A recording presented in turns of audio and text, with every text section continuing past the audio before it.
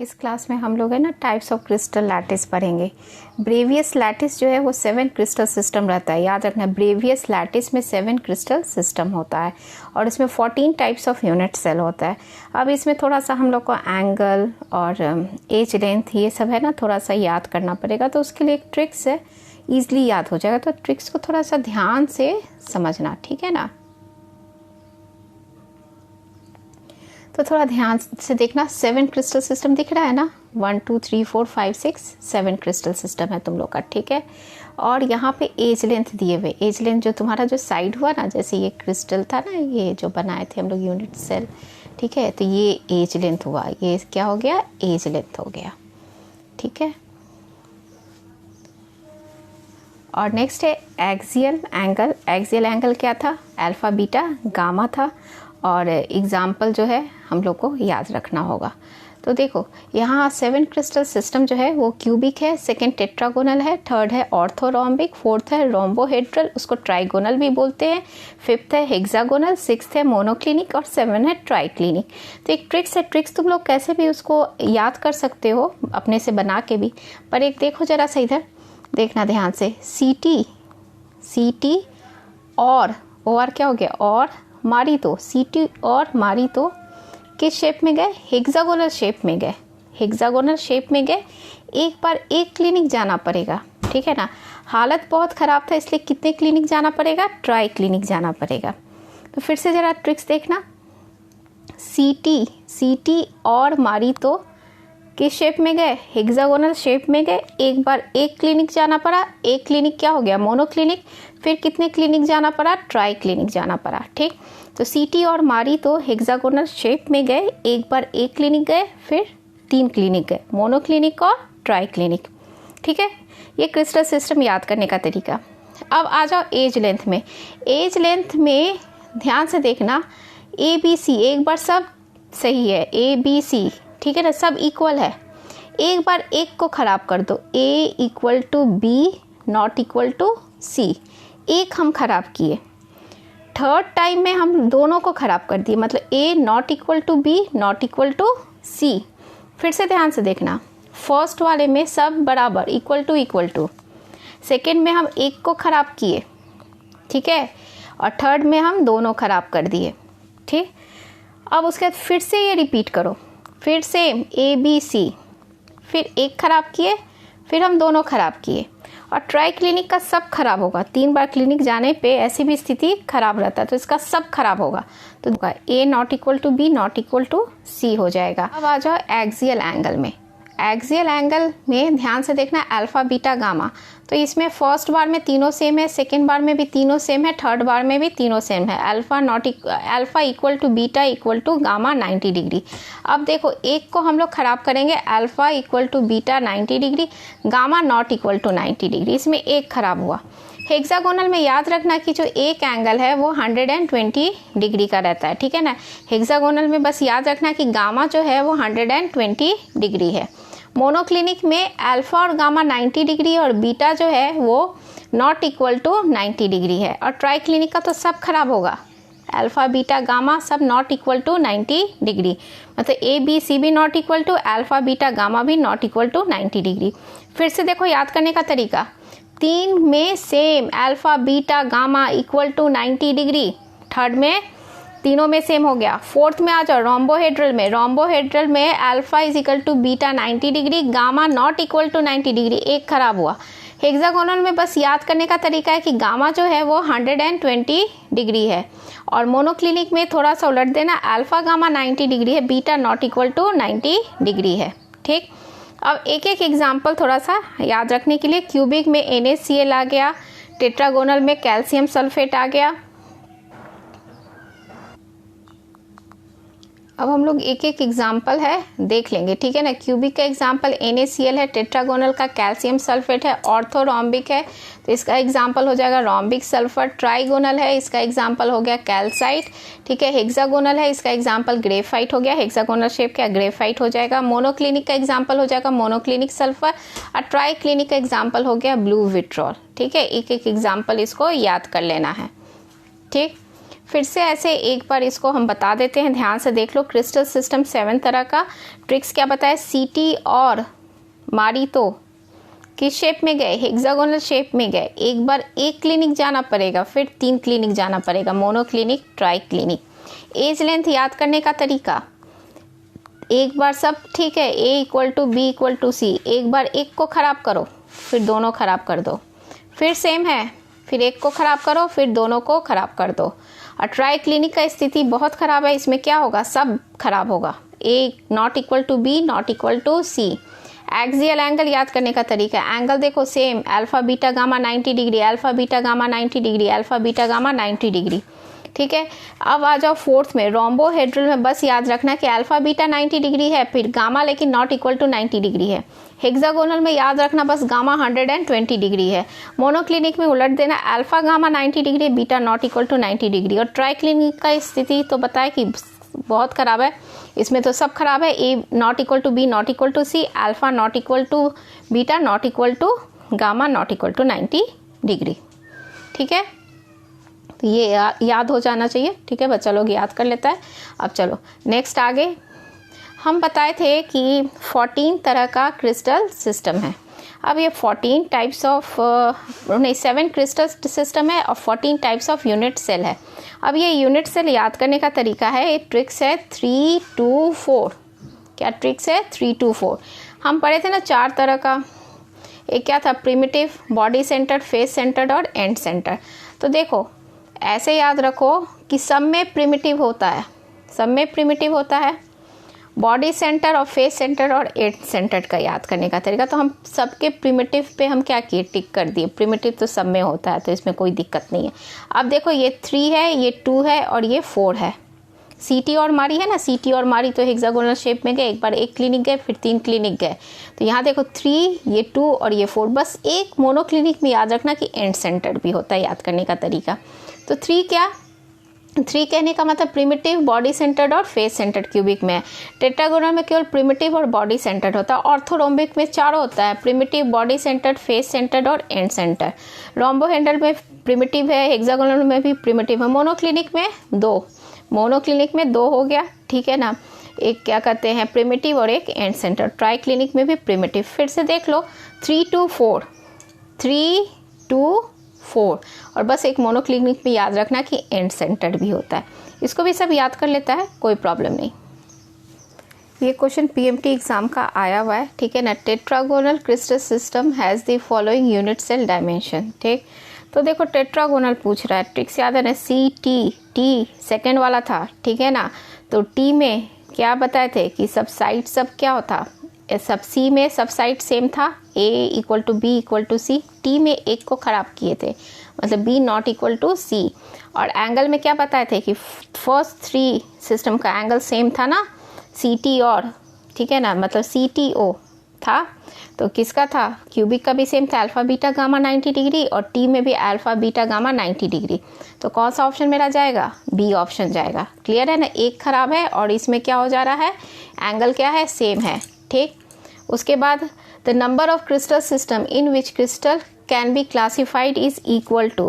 पूछ रहा है क्रिस्टल सिस्टम कितना होता है, तो क्रिस्टल सिस्टम हम क्या बताए थे, कितना होता है, टोटल 7 होता है।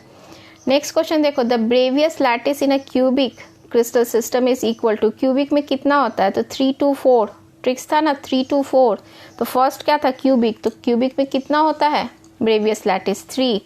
The number of Bravais lattice in which the crystal can be classified is equal to total number of Bravais lattice क्या बताए थे, 14 टाइप्स ऑफ यूनिट सेल है और 7 क्रिस्टल सिस्टम है। याद रखना 14 types of unit cell, 7 crystal system, ये दिमाग में रहना चाहिए। और ट्रिक्स जो बताए, सीटी और मारी तो हेक्सागोनल शेप में गए, एक बार एक क्लिनिक मोनो क्लिनिक, फिर किस में जाना पड़ा, 3 clinic try clinic. Alpha beta gamma बताए 3 का सेम है, ठीक है ना, फिर एक को ख़राब करना है।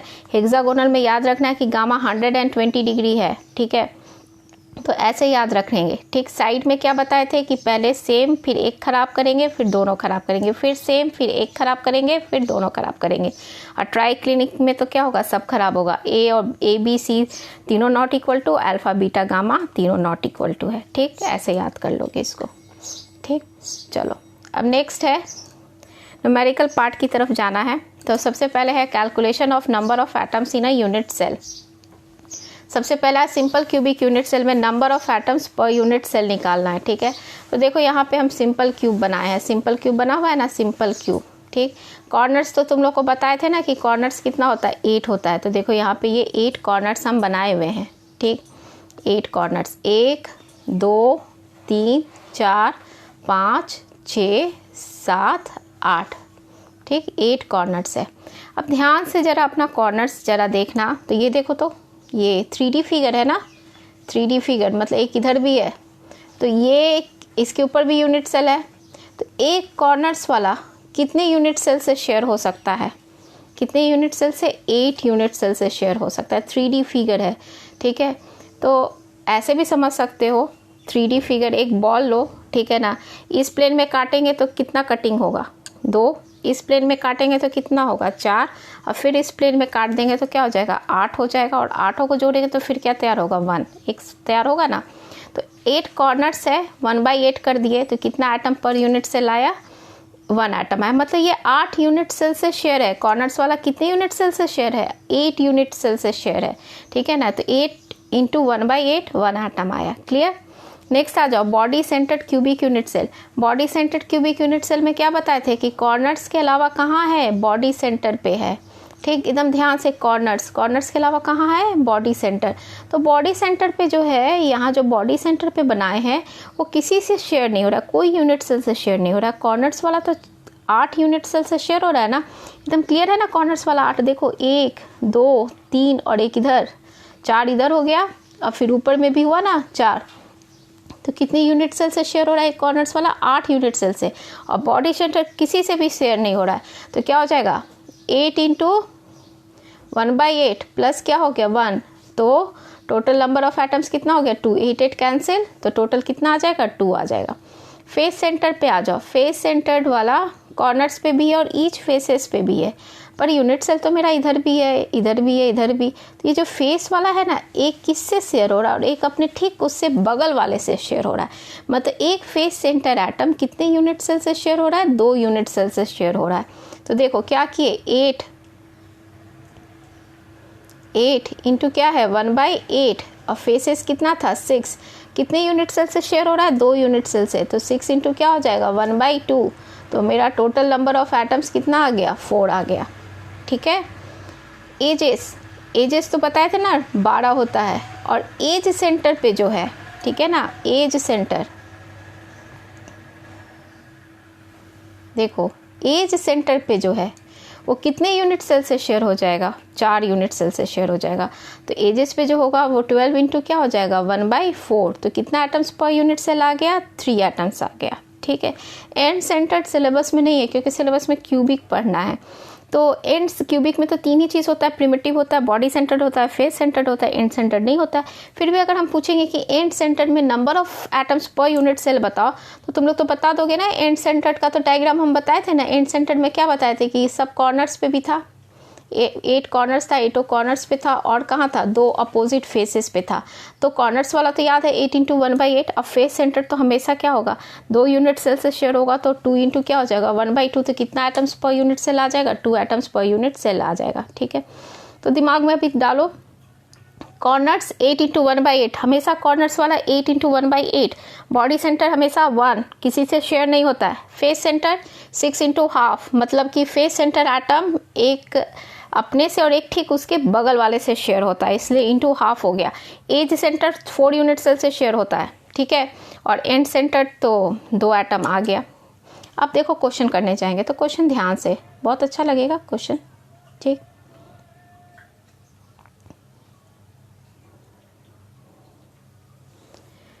चलो क्वेश्चन हम लोग तुम ही लोग के साथ बनाना है हमको। तो पहला क्वेश्चन है, A cubic solid is made up of 2 atoms A and B. Atom A occupies all corners and atom B is present at body center. ठीक है, फाइंड दी फॉर्मूला। तो इसको बनाने का तरीका, A लिखना, इज टू करना, फिर यहाँ B लिखना।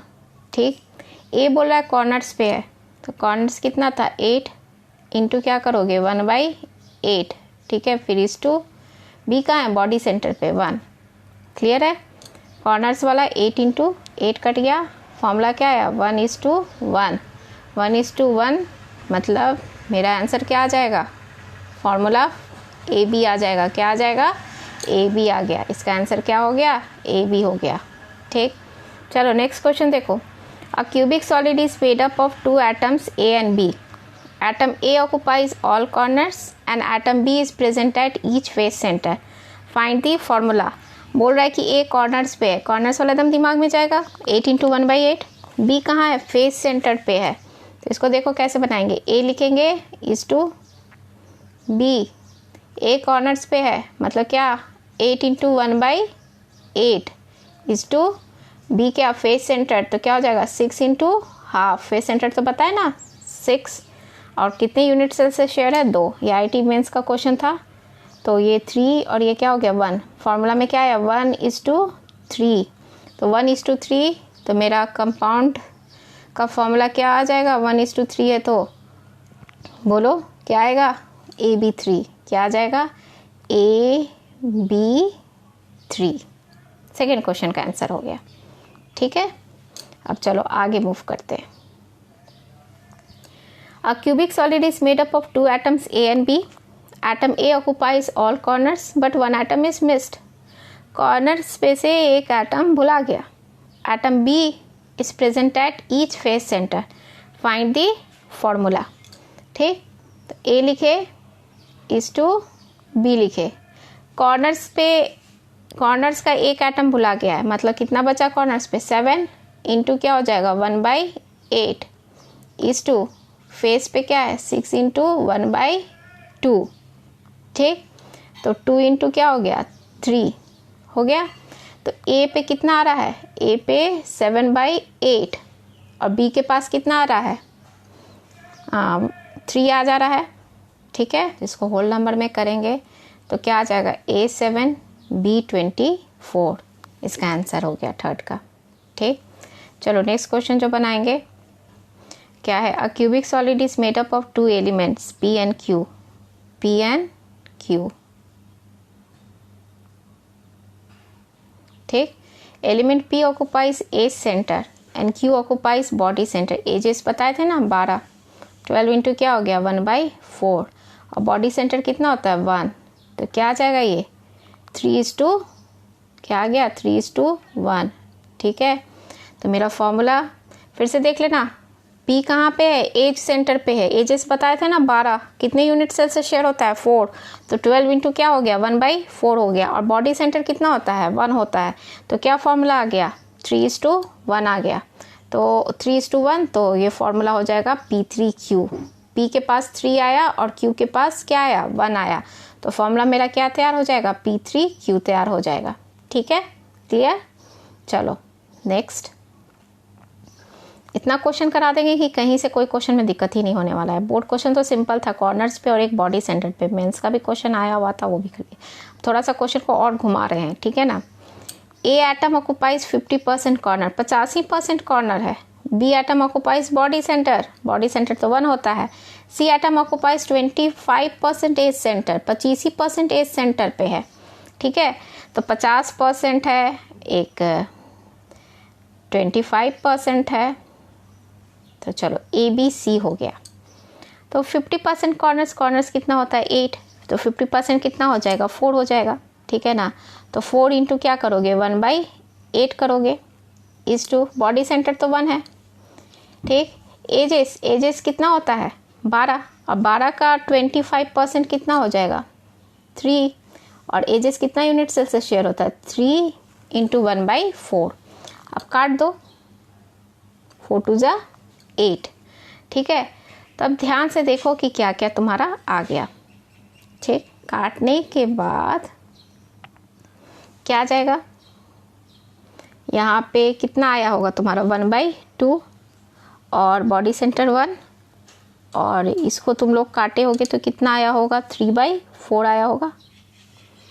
ठीक है, अब इसको होल नंबर में चेंज कर देना है। तो होल नंबर में इसको चेंज करेंगे, तो होल नंबर में चेंज करने के लिए थ्रू आउट किससे हम लोग इसको ये करें 4 से।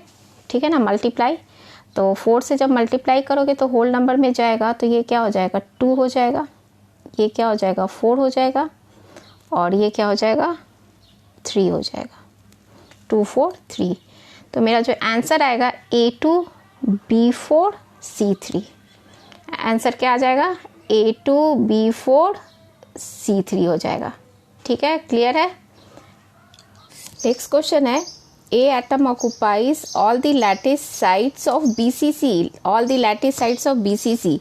B atom occupies 50% face center. C atom occupies 50% edge center. Find the formula.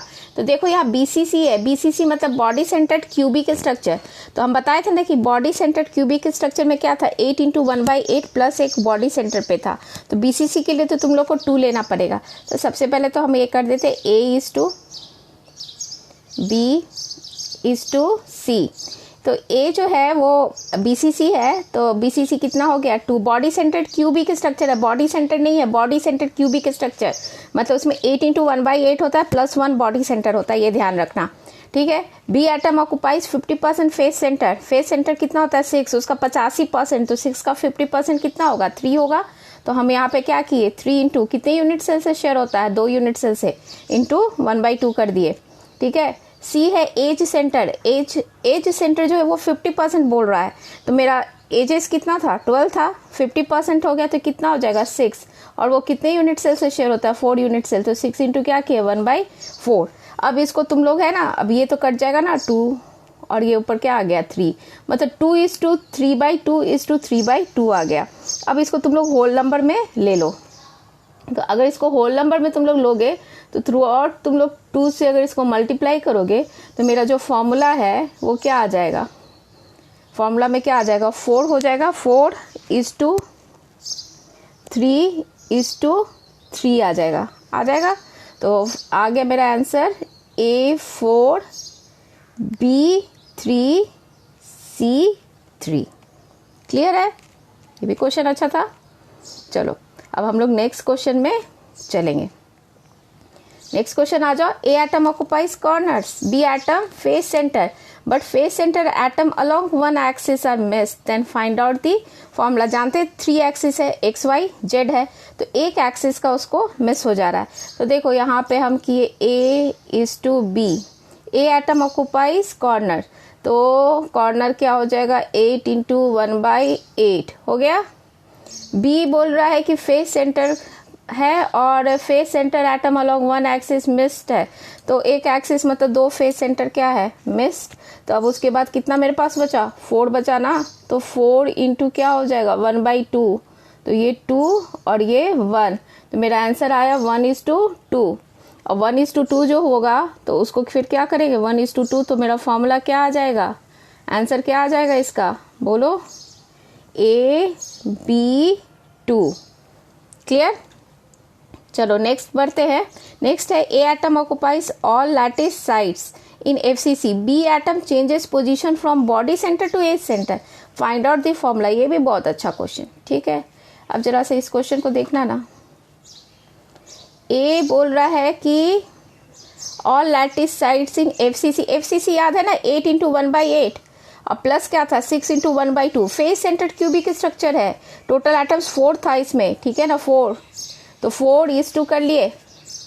फिर बोल रहा है कि बॉडी सेंटर तो मेरा 1 है, बोल रहा है कि बॉडी सेंटर से कहाँ पहुंच गया एज सेंटर पे, तो एज सेंटर पे पहुंचा ना, तो एज सेंटर क्या हो जाएगा बॉडी सेंटर 1, और एज वाला कितने यूनिट सेल से शेयर होता है 4 यूनिट सेल से, तो क्या आ जाएगा 16:1। तो फॉर्मूला क्या हो जाएगा A16B। आंसर इसका क्या होगा A16B। क्लियर है।